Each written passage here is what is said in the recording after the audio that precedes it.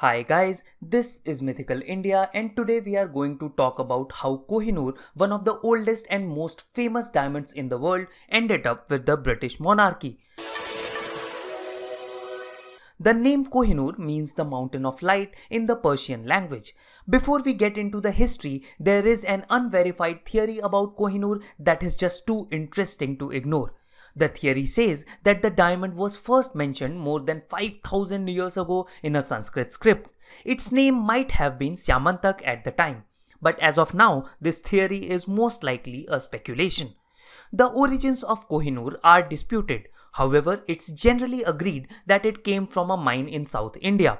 This could have been either from present-day Karnataka or Andhra Pradesh. Although the exact origin is very difficult to know, most probably the diamond was first discovered during the reign of Wodiyar rulers. When Alauddin Khilji, who was the second ruler of Khalji dynasty of the Delhi Sultanate, attacked South India in early 14th century, his army looted the kingdoms of southern India. Malik Kafur, who was Alauddin Khilji's general at the time, actually attacked Warangal successfully and possibly acquired the diamond. Kohinoor remained in Khilji dynasty for some time. It was later passed on to each successive dynasty of the Delhi Sultanate. When Babur established the Mughal Empire in 1526 by defeating the Lodi dynasty, he came into the possession of the diamond. He actually is reported to have called the stone the Diamond of Babur, even though it had several other names before it came into his possession. Babur and his son Humayun have mentioned the diamond in their memoirs, which actually serves as the earliest reliable reference to the Kohinoor. Shah Jahan, who was the fifth Mughal emperor, placed the stone into his peacock throne. Another theory says that while the diamond was in possession of Aurangzeb, he got it cut and reduced the weight substantially. Again, according to recent studies, this theory is not really correct. When Nadir Shah invaded Delhi in 1739, the treasury of the Mughal Empire was looted by his army. Nadir Shah actually carried out a thorough plunder of the Mughal Empire's wealth. He took along with him several valuable items which included the peacock throne and the Kohinoor. When Nadir Shah allegedly saw the diamond, he exclaimed Kohinoor, meaning the mountain of light, and that is how the stone finally got its current name. In fact, one of Nadir Shah's contemporary, in an attempt to do a valuation of the diamond, said that if a strong man were to throw 4 stones, one north, one south, one east, one west, and a fifth stone up into the air, and the space between them were to be filled with gold, all would not equal the value of Kohinoor.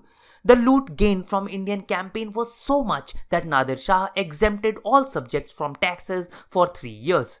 After Nadir Shah's empire collapsed in 1747, the diamond was given by his grandson to Ahmad Shah Durrani, who was also the founder of Afghan Empire. One of Ahmad's descendants named Shah Shuja Durrani actually wore a bracelet which contained Kohinoor.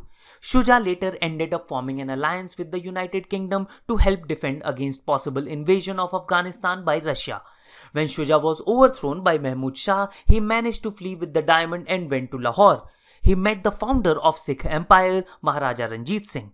He gave the gem to him in return for his hospitality. Maharaja Ranjit Singh in his will mentioned that the Kohinoor will become the property of East India Company administered Temple of Jagannath in Puri. However, his will was not executed after his death in 1839. When the Kingdom of Punjab was formally annexed to the company rule in 1849, following the Second Anglo-Sikh War, Kohinoor was officially ceded to Queen Victoria. In 1850, the diamond was sent on a ship to Britain via China. It was presented to Queen Victoria at Buckingham Palace on the occasion of company's 250th anniversary. Prince Albert, who was the husband of Queen Victoria, was asked to get the diamond polished with the consent of the government. This operation actually reduced the weight of the diamond by 42% to 105.6 carats. When Queen Victoria died, Kohinoor was passed on to Queen Alexandra and later to Queen Mary. It was eventually transferred to Queen's mother's crown in 1937.